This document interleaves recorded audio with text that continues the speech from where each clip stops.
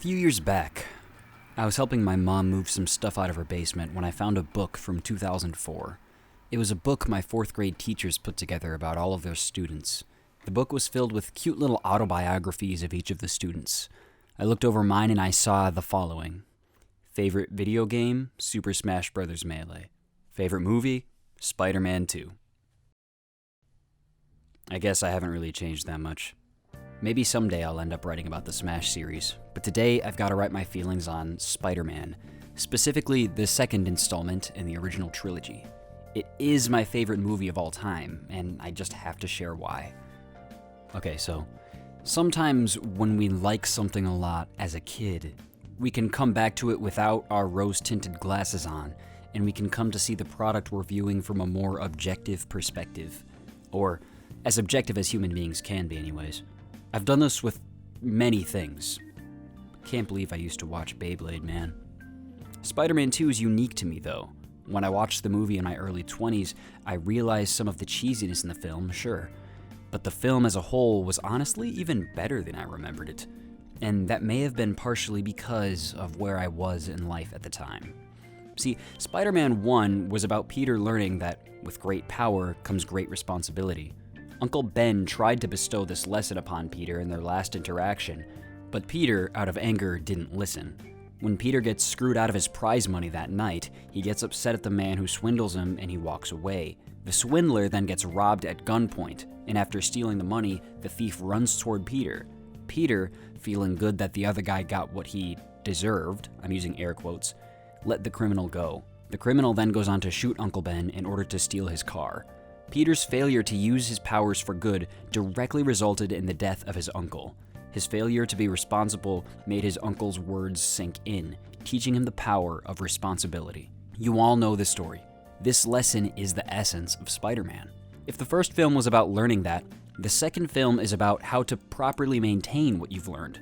Spider-Man 2 is a movie about how to finish a race that you feel completely disillusioned with. And this lesson is something that everybody can stand to hear, which is why I find it surprising that this lesson isn't talked about very often. I mean, you might hear slogans like, never give up, all the time, but very rarely do you see a realistic depiction of how to not give up. Life is hard, especially when you're trying to navigate it while maintaining your ethical code. That's what this movie is all about. The movie wastes absolutely no time in setting up this main theme. Peter shows up late to one of his 2 jobs that he needs to scrape by, almost running over his boss. He's told that he's a good guy, but he's just not reliable, and you have to deliver this amount of pizza in this many minutes or you're fired. Go. The implication here is that Peter is struggling to balance his superhero life with his ordinary life. It quickly becomes more than an implication when Peter ends up late for his delivery because he takes the time to save a couple of kids from getting zeroed to death by a truck. Bones refuses to pay for her pizzas and Peter gets fired. He then almost gets fired again in the very next scene. And yeah, this whole opening just sets the stage for the whole struggle that you'll be watching for the rest of the movie. The struggle being that it is hard to be both Peter and Spider-Man. Heck, it's hard just being Peter. Watching Spider-Man 2 is like watching a dude get dumped on for 2 hours, and as an adult, it's almost hard to watch in a way. It's just so sad. Going further into the movie, we see that Peter has a strained relationship with his best friend. Harry knows that Peter can tell him where to find Spider-Man anytime, because Peter takes pictures of Spider-Man. Harry also assumes that the reason Peter won't tell on Spider-Man is because he needs him to make money. So, Peter's best friend has beef with him for a pretty good reason. However, Peter can't explain the situation because he can't give away his identity. Remember, superheroes have secret identities to prevent their loved ones from being targeted by bad guys. In order to do the right thing, Peter has to let his friends be mad at him. Great. We also see that Peter is watching his aunt struggle financially after the death of her husband, a death that was his fault. Awesome. Oh, also Peter is constantly being hassled about rent. He only has the $20 Aunt May gave him for the rest of the week and... Oh, right. Then we find out that Peter's grades are slipping and he gets scolded by his professor. The scene is honestly kind of painful because you can tell his teacher thinks highly of him, but is also disappointed by Peter's chronic underperformance. Peter also fails to make it to MJ's play, disappointing her. Has anyone ever noticed the title of MJ's play? Oh, also Jeff Winger refuses to give Aunt May her loan, so That's a thing that happens. Going just a little bit more before I get to my main point, bear with me, let's talk about the party scene. Peter attends a party to take pictures for his boss, and it's here that he finds out that the girl of his dreams is getting married, and his best friend smacks him in the face in front of a crowd of people. He also has to put his feelings aside for a moment, right after getting smacked, as his boss orders him to take a picture of his dream girl posing with her new astronaut fiancé. Talk about a rough night. Can I just take a moment to show you guys a meme?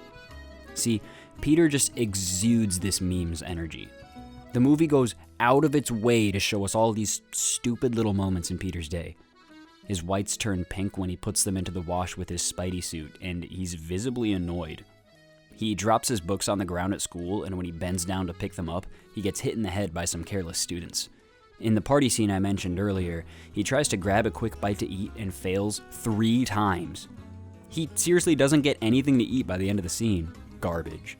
These moments are not only comedic in the moment, but I would also say they're actually important to show the audience. This story has a lot of mundane scenes of Peter just kind of doing stuff, just living life, and at every turn something inconvenient seems to happen. I might just be reaching a tad, but I don't think these scenes would be shown if they didn't matter to Peter. This whole thing makes me think of this one night from when I was 23.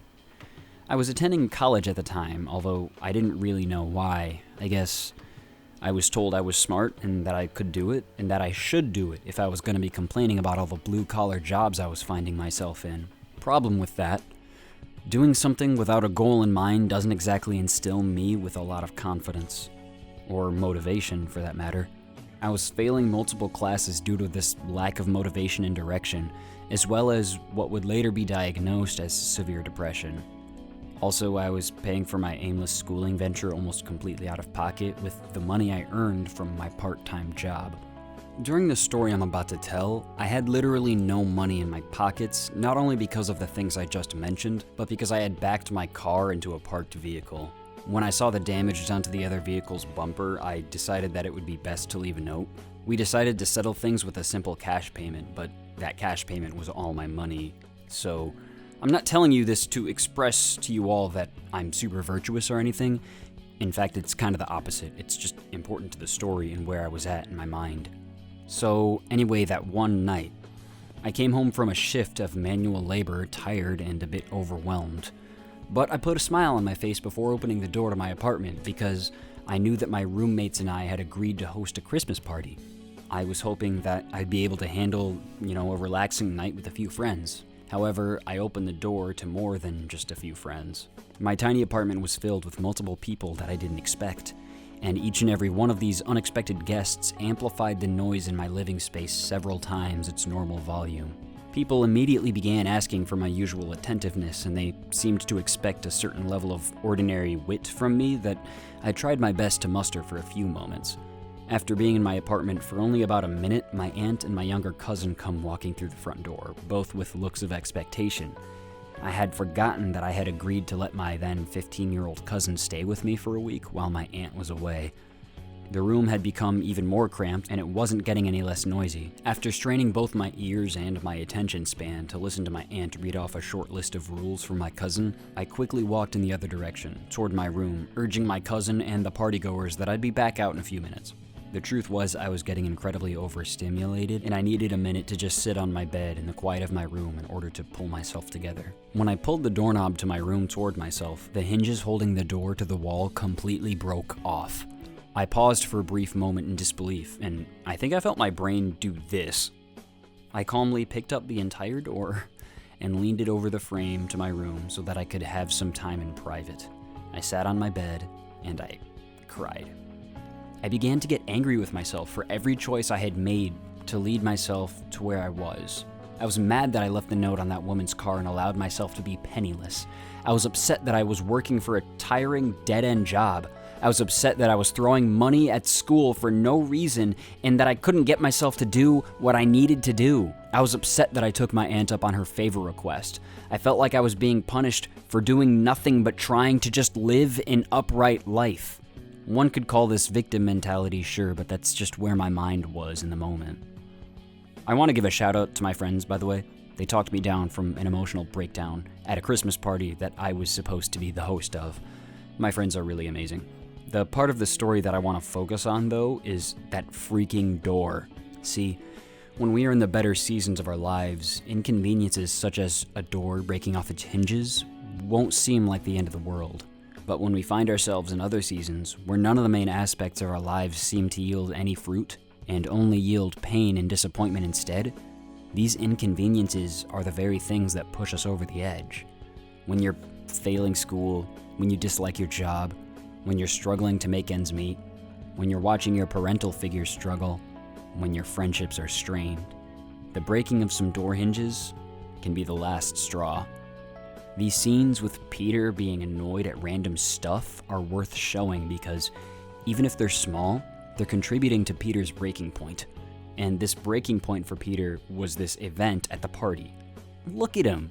You can see it in his face! And none of this would be happening if it weren't for Spider-Man.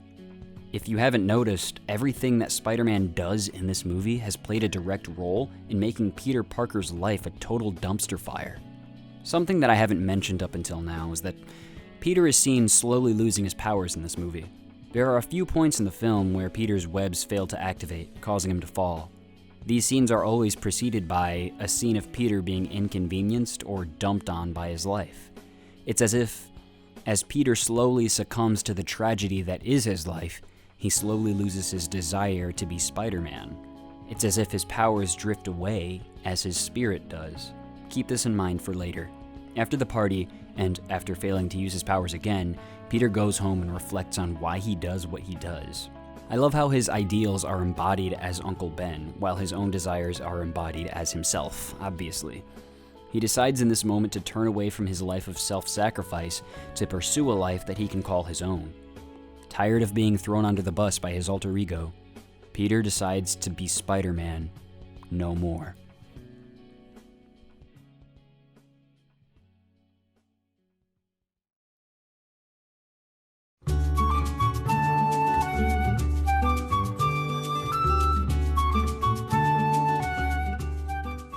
Now we enter the section of the movie that shows Peter just living like a regular guy. And this next scene is it's so freaking funny. It's a montage of Peter enjoying a life free of responsibility. He watches disasters and police chases pass him by, completely free of feeling obligated to help out. With his powers being pretty much completely gone at this point, he has to wear his glasses again. But he doesn't care. Without the distraction of Spider-Man, Peter begins to excel in school, and he has a lot more time to just stroll around casually like a regular New Yorker. Life seems to be good for him. In this freaking freeze frame, man. Peter also finds the time to attend Mary J's play now. Listen to this. Certainly been deceiving us all in a very inexcusable manner. I hope you have not been leading a double life, pretending to be wicked and being really good all the time. That would be hypocrisy. Did you catch that? The lines that were chosen to be included in this scene are important. Mary Jane's character was talking about the hypocrisy of living a double life. The play here is called The Importance of Being Earnest. From my brief research on the play, I found that the play is about a man who pretends to be another man named Ernest, thereby making the title a pun. I would like to thank Redditor Very Darish Darrison for laying out all this in a comprehensible way. He seems to be the only other person that has noticed the sense of intentionality behind this scene. He says, Spider-Man 2 is about Peter leading a double life, deceiving all of his loved ones in a very inexcusable manner by pretending to be a terrible friend, student, and employee when he's really been secretly saving people's lives and working towards the greater good the whole time. He later attempts to abandon his false identity, I'm Spider-Man no more, aka killing his brother Ernest, which he thinks will make him happy, but he's really just bunburying about. He's later able to reconcile his mundane John Jack persona with his Ernest persona by being honest with Mary Jane about his past, which allows him to live happily with her as both Spider-Man and Peter Parker. Amazing observation. I think something important to bring into the equation here is the literal definition of the word earnest. Here's what I found. Earnest, resulting from or showing sincere and intense conviction. This will come up again later. Anyway, after the play, Peter and Mary Jane catch up a bit. So even though MJ was glad to see Peter, she wasn't just gonna magically undo her engagement. Understandable. However, she leaves the conversation in such a way that leaves Peter with just a little bit of hope. Just maybe. After this, Peter has a few important things happen to him that push him a bit further. Peter comes across a flaming apartment complex. He displays here the desire to help people still exists in him. At first, he submits to the helplessness once he remembers that he doesn't have his powers, but as soon as he hears there's someone inside, Peter runs in to help. Without his powers, Peter manages to save this little girl. I love the fact that the little girl helps him out. What a hero. She's going places. One might ask themselves, if Peter still wants to help so badly, why doesn't he have his powers back? Well, we'll get to that. Unfortunately, after the rescue, Peter hears about a poor soul who never made it off the 4th floor. Peter is now left in his strange middle ground, a proverbial fork in the road. His life is certainly easier now, but he still isn't getting the specifics out of life that he desired. Why was he still having a hard time? Well, Peter's about to get a message from Aunt May, and she's going to help set him straight. Peter goes over to Aunt May's house, where he is confronted by some thought-provoking truth. His neighbor, a young boy, looks up to Spider-Man and struggles with the thought of Spider-Man not returning. Aunt May overhears the conversation and joins in. Look at the subtle look given by Aunt May. Does she know? It's up to your interpretation. Anyway, she gives Peter the speech of the century. Everybody loves a hero. People line up for them, cheer them, scream their names, and years later they'll tell how they stood in the rain for hours just to get a glimpse of the one who taught them to hold on for a second longer. I believe there's a hero in all of us that keeps us honest, gives us strength, makes us noble, and finally allows us to die with pride. Even though sometimes we have to be steady and give up the things we want the most, even our dreams. This amazing moment is followed by...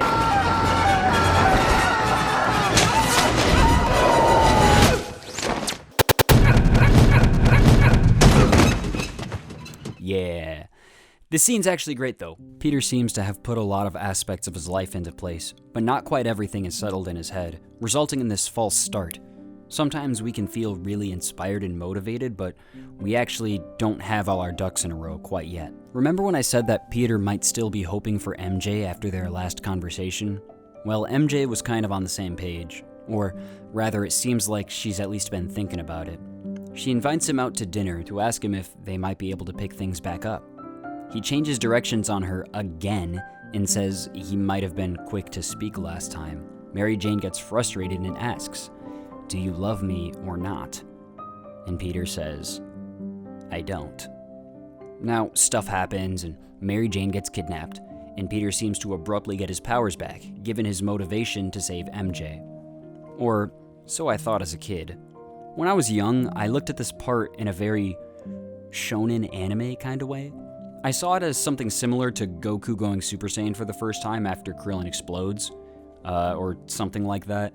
Well, look, I was just in it for the action as a kid, okay? As an adult, I can see this scene clearly for what it is. Peter is motivated to save Mary Jane, of course. But more importantly for Peter is the fact that he has made up his mind. See, this moment is really the culmination of several moments. The fire, his talk with Aunt May, and just now when he told Mary Jane he doesn't love her. By telling her this, he effectively gave up on the possibility of being with her. This is why Peter's powers are back. Peter is no longer a man at odds with himself, but a man who has rediscovered his conviction. He has decided that the cost of doing the right thing is worth it. This is a man who is willing to be steady and give up the things he wanted the most, even his dreams, for the sake of doing good. And with that, his gift was restored. The gift that wasn't just for him, but for everyone. And it's worth that burden. This man has rediscovered the importance of being earnest.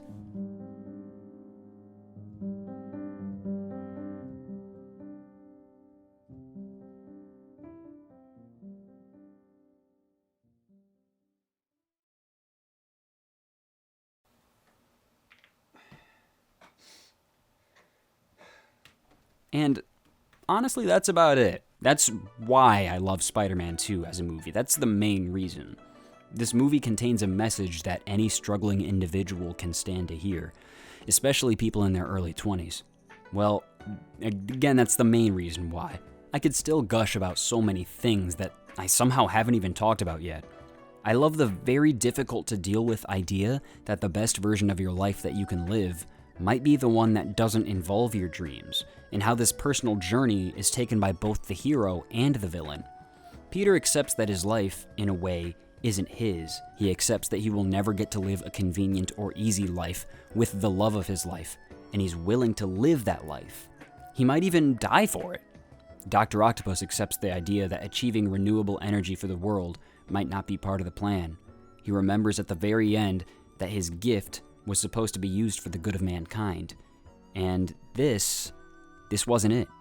He lived his last few moments believing this, and he was willing to die for it. I somehow didn't even talk about some of my favorite scenes, like the scene where Doc Ock wakes up a full-fledged villain. These medical personnel were just trying to help, man. He didn't have to do him like that. But he did, though. This scene is awesome. Ripped straight out of a horror movie, dude. And the train scene, my gosh. This scene is so freaking incredible. I don't think my 10-year-old self had ever seen anything like this when he saw it in theaters. And it still holds up as one of the most edge-of-my-seat scenes I've ever seen. When people make fun of these movies, they sometimes like to point out the faces Tobey Maguire makes in this scene, but do you guys really think you could stop a train using your body as an anchor without looking like you're pooping? Come on, man. And the scene after, where people gain some perspective on Spider-Man, some people learn that Spider-Man is just a kid, and that's something that you wish Peter's friends and family could have known the whole time. Seeing these people react to Peter with kindness makes you feel just a little bit better. Their reaction helps lighten the load of the struggles we've been watching Peter endure for the past 2 hours. And honestly, the way this movie portrays all of New York's citizens is really nice. Some people are kind of mean, but a lot of them are nice too. And there exists a variety of extras, and they all come off as ordinary people. Even the main characters come off as ordinary people, which is another thing I like. The main characters are fairly good-looking people, I guess, but they don't look like models by any means. Peter doesn't have a super chiseled jawline or a cool guy haircut. Aunt May is an old lady that is allowed, on camera, to look like an old lady, and so on and so forth with the other actors to different extents. And honestly, knowing Hollywood's normal standard, that means a lot to me. I'm not really a movie buff, but I want to say the sets kind of give off this vibe too.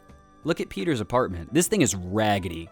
I know that people like to watch superhero movies as a sort of power fantasy, but this movie isn't really that, not even on the most casual of levels. All of the people and the places in this movie seem like normal people and places. It's to the point where if you're looking for a movie with superpowered people doing cool stuff and not much else, you might end up almost saddened by the almost uncomfortably down-to-earth tone of this movie.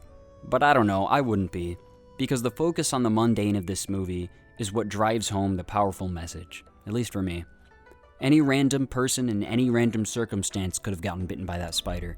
Anybody could potentially come into power. In fact, I'd say that everybody has some kind of power, some kind of responsibility.